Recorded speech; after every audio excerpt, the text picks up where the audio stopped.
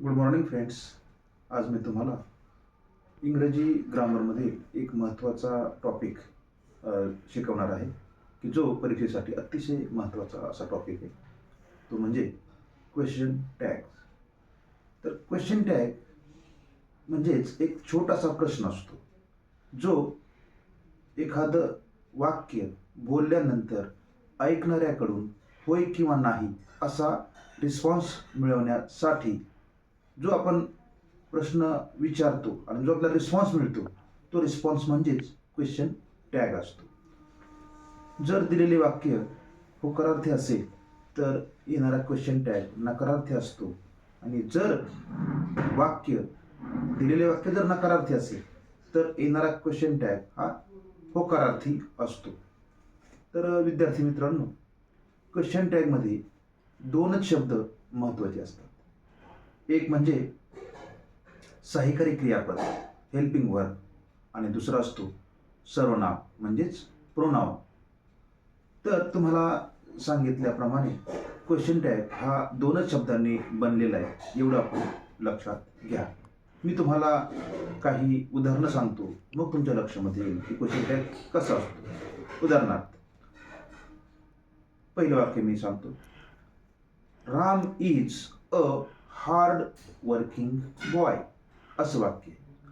Ram is a hard working boy या वाक्यामध्ये no, not, never, nothing अशाच प्रकारचा कुठलाही निगेटिव्ह शब्द नाही, म्हणून हे वाक्य होकारार्थी आहे. आणि तुम्हाला सांगितल्याप्रमाणे जर वाक्य होकारार्थी असेल तर क्वेश्चन टॅग निगेटिव्ह येतो. मग या वाक्याचा क्वेश्चन टॅग कसा येईल? Ram is a hard working boy.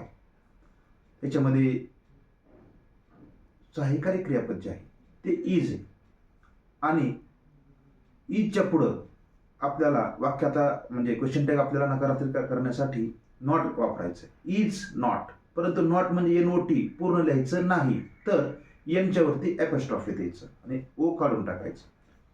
Isn't he म्हणजे राम हा एक पुरुषवाचक कर्ता असल्यामुळं राम या शब्दाच्या ऐवजी ही हे सर्वनाम घ्यायचं आणि त्यापुढं क्वेश्चन मार्क द्यायचा.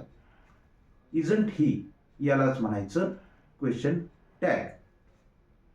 दुसरं वाक्य तुम्हाला सांगतो, she is not interested in study. असं वाक्य. She is not interested in study. तर या वाक्यामध्ये नॉट शब्द आला आहे, म्हणून हे वाक्य निगेटिव्ह स्वरूपाचे. आणि आपल्याला सांगितल्याप्रमाणे निगेटिव्ह वाक्य असेल तर त्याचा क्वेश्चन टॅग होकारार्थी येत असतो. म्हणून आपण काय करायचं, आता त्यातलं सहाय्यकारी क्रियापद जे आहे ते शोधायचं. तर इज हे सहाय्यकारी क्रियापद आणि इजच्या पुढं शी हे सर्वनाम लिहायचं. त्या वाक्यामध्ये अगोदरच सर्वनाम प्रोनाउन त्या ठिकाणी आलेले, म्हणून इज शी आणि त्यापुढं क्वेश्चन मार्क द्यायचा. यालाच म्हणायचं क्वेश्चन टॅगचं वाक्य. मग परंतु ह्याच्यामध्ये एक अपवाद पण आहे. कोणता अपवाद आहे? जर वाक्याची सुरुवात क्रियापदाने झाली असेल, वर्बने झाली असेल, वाक्याची सुरुवात जर वर्बने क्रियापदाने झाली असेल तर अशा क्रियापदानं सुरू होणाऱ्या प्रत्येक वाक्याचा म्हणजेच आज्ञार्थी वाक्याचा, इम्पेरेटिव्ह सेंटेन्सचा क्वेश्चन टॅग हा ठरलेला आहे. त्यापुढं डायरेक्ट विल यू असाच क्वेश्चन टॅग लिहायचा. मी तुम्हाला उदाहरण सांगतो. उदाहरणार्थ, ओपन द डोअर असं वाक्य. तर ओपन द डोअरच्या पुढं काय करणार तुम्ही? विल यू असाच त्याचा क्वेश्चन टॅग येतो. किंवा क्लोज द विंडो त्याचा पण विल यू येईल. किंवा कम्प्लीट युअर होमवर्क असं वाक्य, तर त्याचा सुद्धा जो क्वेश्चन टॅग आहे तो विल यू असं त्याचं उत्तर येईल. Okay, thank you.